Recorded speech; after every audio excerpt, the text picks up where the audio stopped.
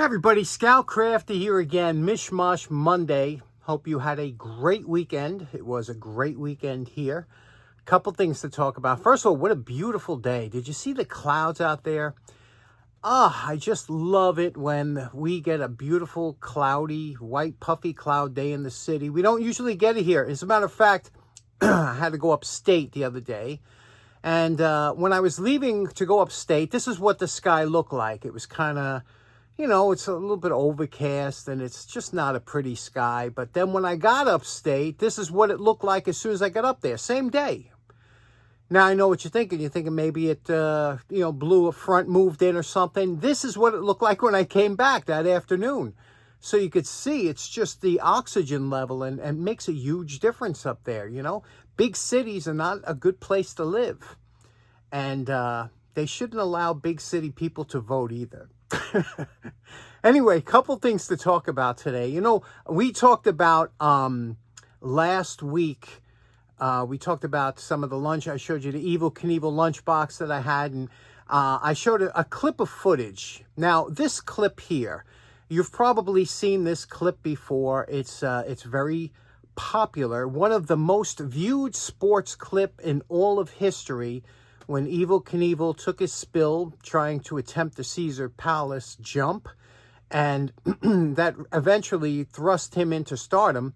However, a lot of people don't know, but that clip was filmed by Linda Evans. Linda Evans, the girl who played on the Big Valley show, you remember that? And also she was of Dynasty. And she's been in a few other things. She was married to John Derek. And at the time, they were going to film the jump. And she was actually filming the landing. And what a fantastic job she did. You know how hard it is to keep something moving that fast in frame. And she did a great job. A lot of people don't know. That's probably should be her claim to fame. That beautiful shot of footage that she, just like Sabruta. You know the Sabruta footage? Are you familiar with that? With John F. Kennedy getting shot? That bolstered that man into fame for the rest of his life. Pretty interesting how you can capture something on film. But today everybody's got their cameras out. You get multiple angles of everything that happens. With that, couple things to talk about today. So let's get started right now. Okay, real quick, last Wednesday we did an episode on using split dies and threading, and a lot of people enjoyed it, but a good friend of the show by the name of Andy M. had a couple questions. He has a beautiful Craftsman tap and die set he was given back in 1990, I think it was, and he said he wanted a couple questions about the what we call button dies or the non-adjustable dies about threading. First of all, he wanted to know if they were worn out, how could you tell? Because these, like I said, they do wear out quickly because they're not adjustable and they take a heavy bite. Also want to know about lubrication. We'll get into that in a minute. Let's talk real quick about the solid dies. And, like I said, can you use them? Can you get by with them? And yes, you can. So if you look at a solid die from the side, this is basically what it looks like if you were to cut it out. Now, they have teeth. They're on a taper inside of that die. So when you feed, that's why they always say this side, start this side, because you don't want to try starting it from this side. It's meant in a conical shape so that it will cut it. It'll cut the thread slowly as it comes up. Now, depending on the material you use, if you're going to cut aluminum or brass, they're kind of softer materials, or copper or anything, you can easily, you don't have to worry, especially if they're high-speed steel, you don't have to worry. But if you're going to use heavy, like a hardened steel, like if you're trying to put a bolt or a hardened piece of steel, then you're going to have excessive, more wear. Now, the first thing you want to do is you want to check the wear of your dies. Now, when you're buying dies, it's always a good idea to try and buy them in person, because if you buy them on eBay or something, you're taking a chance unless the seller has really good photographs. And the other thing is, it's always good to buy in a set. Because if you buy one die or something, a used die, and unless there's good, you don't know what you're getting. If you buy a set, there's always usually a couple dies that were never used. So the first thing you do, it's always good to have a flashlight or something, but you're going to pick up the die and you're going to look real close at the teeth in here. Now you see the teeth in here, every one of them, you flip the die around just like this and you look and you see these teeth look in excellent shape. If you can get a finger in there a little bit, you can feel it very sharp in there. And again, you flip it over and check that there's no chips or anything. Now, if you have a slightly chipped or worn 1 or 2 teeth, you can usually get by with that. But if you see a whole bunch of them, you know, it's time to replace that die. Now, I am not sponsored by anybody, but I'm telling you, if there's one thing I urge you to buy, is to go on Amazon and get yourself some Tap Magic cutting fluid. Now, they make a couple types, okay? This is the one for aluminum. You see it says it on here, aluminum. I got to tell you something. I'm not crazy about the smell. It works good. The smell, it's, if you get any on your hands, you'll have it there the rest of your day.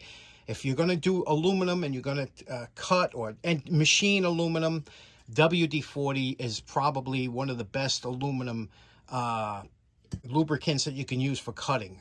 Cutting lubricant is WD-40. So this is good, but I like WD-40 better.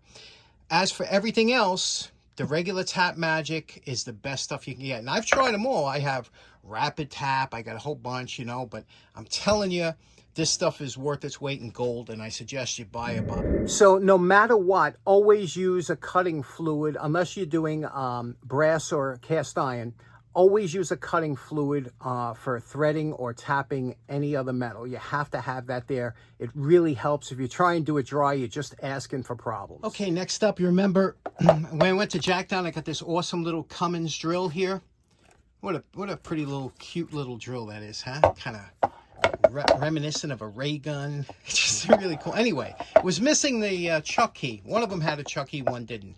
And I always tell you about buying in sets or buying, especially on eBay, buying lots. Well, I bought a lot of chuck keys, and chuck keys have become expensive. I don't know what happened. I don't know why they got so expensive anyway, but I got a lot of chuck keys on eBay, and I paid $7 for these, okay, for the whole lot. And shipping, so it's probably like 10 or 11. But anyway, so now I looked at them in the picture. You know, some of these come with numbers on them. I don't know. But I just, from looking at the picture, I said, one of these got to fit. I like that there's a fact of an assortment here. So I said, you know, one of these have to fit. So I'm going to try this one here just to see. There weren't that many. And look, first one I pick. Perfect. So there weren't a ton of chucks made, but there seems like there were a lot of different key combinations. So now we got a chuck key, and I'll put the rest of these. The rest of these chuck keys is always good to store in a cigar box, an old cigar, but they just seem like that's where they belong, right? So I'll get an old cigar box, and I'll put the rest of the chuck keys, because I used to try and pick them up. I don't see them too much anymore, you know, but it's always good to have a few different ones. Okay, next up, you remember we picked up this nice little brace, this little Brest drill at Jacktown for $5. I was there at the time when I bought this. I was there with my good buddy, Tool Scouter, and he just picked up a beautiful one, and a more ornate one. But the last time I did one of these, I gave it away at the spring Jacktown show. It was auctioned off.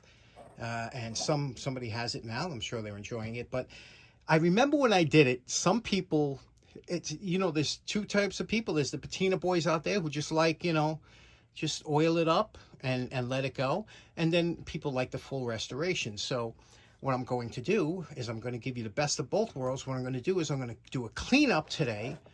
And then further on down the road, if there's enough interest, we'll do a full restoration, full paint and everything. But look at this here. It's kind of bound up a little bit, and all that is it just needs lubrication. But these are pretty straightforward. Let's get right to it. Okay, the first thing you'll notice, this adjustment screw that lets this bar ride back and forth, that thing is frozen. I mean, real tight. Now, a lot of times you want to put a pair of pliers. This is knurled, and that will always get screwed up. I see it all the time. If ever you come across, get an old, you can even tear apart an old shoe before you throw it away. Get a piece of leather.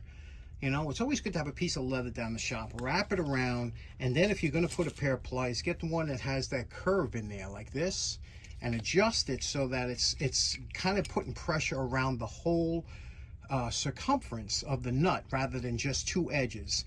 And you could do it that way. Now, it does have a screw slot in here, but it's hard to get a screw. This is a thin slot for that wide blade.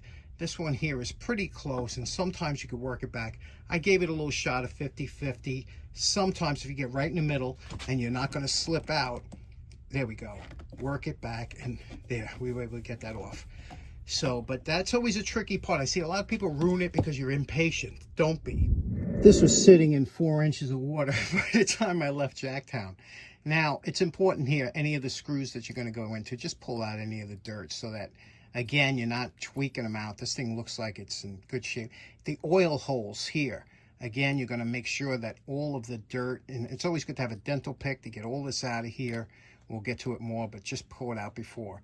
This here is another oil hole for the shaft. Now, to take this gear off, there's a pin there. And I've done this before. You could pop the pin out. See, there's a little pin there. You could bang it out from the other side. It's a taper pin. What you have to be careful of is a lot of times when you get these pins out, they don't go in the same way, and then they kind of want to work their way out. That's in there. Now, this is tight, very tight, but there's usually no dirt and everything that you can't get out with 50-50 and running it through a few times, and you'll see how quickly that will come out. So you don't have to take that apart if you're leery of. Same thing with these springs here. This is a little spring catch. You can pull them out. Again, you don't have to pull it out if you're doing just a cleanup.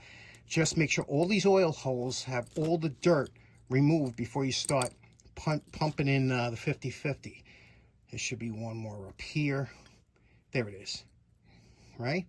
They had plenty of oil holes. Nobody took the time usually to oil them for years. So pump that full of 50-50. Remember how tight this is? Watch what happens. Okay, 50-50. For those of you who don't know, it's 50% automatic transmission fluid, 50% acetone, and sprayed a little here in each oil hole and a back on each side of the gear. And look at this.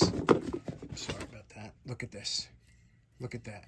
And the more you work it back and forth, and then after another couple doses of 50-50, you put some WD-40 in to clean out any of the residual 50-50, and then you lubricate it with a good oil. Look at that. There's no reason that it's only going to get better. Okay, here we go. That's all you have to do to take these apart. And again, like I said, it only is going to get better as far as smooth goes for this with the 50-50, cleaning that up. There's no need to take that apart. I've done a lot of these drills. These drills are kind of bulletproof, but this one's in really good shape. It was never disassembled before. And now we're just going to clean up each piece one at a time. And this is where the fun really comes in. You can take it as far as you want to go or not so far, but we'll clean this up and get it back into shape.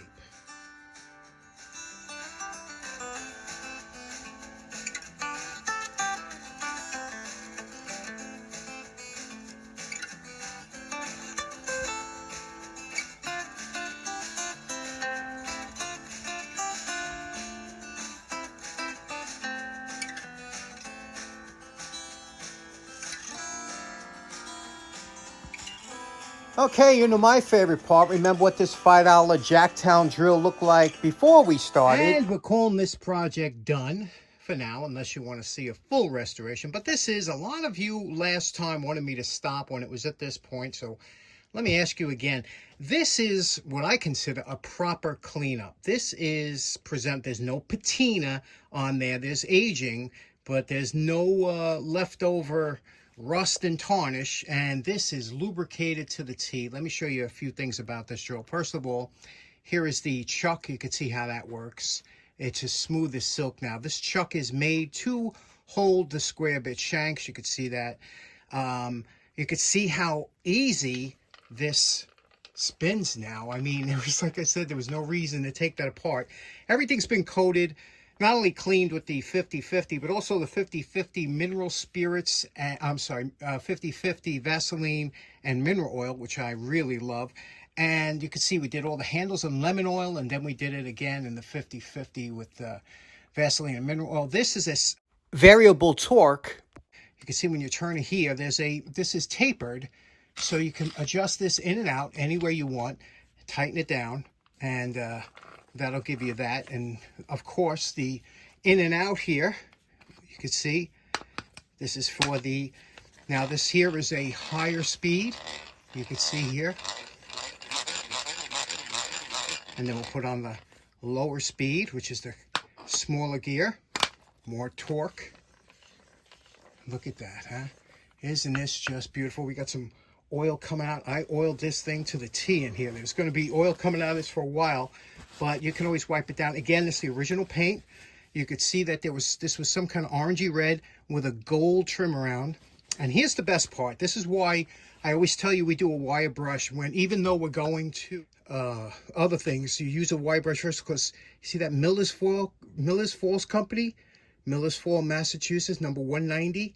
That all would have been lost if we went directly to the belt sander. So that's why we do it. Kept this black, polished this. Well, not really polished, it's a casting, but just beautiful, huh? What do you think of this? Let me know what you think in the comments if you want me to go any further.